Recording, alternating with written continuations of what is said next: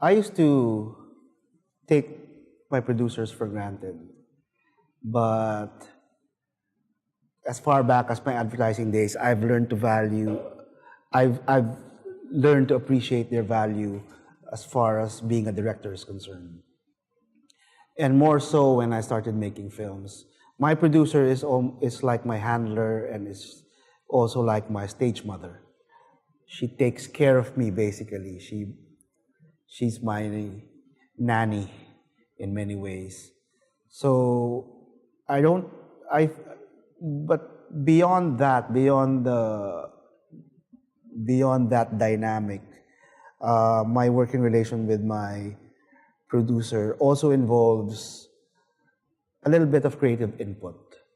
I think every time I show my producer a script or an idea for a film, or several ideas for a film, I get very, very helpful input on what works and what doesn't, and what I should make and what I should not make, what I should pursue and what I should not pursue.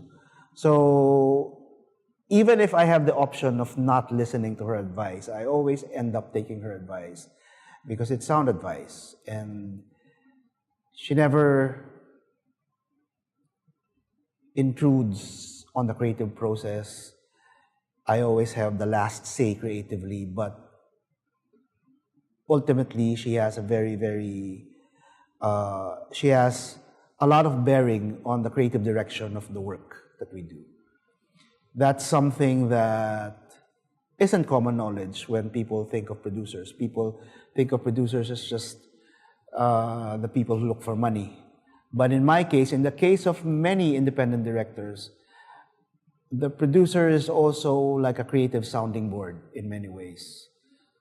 So that's sort of how it's been with me and my producer since Violator.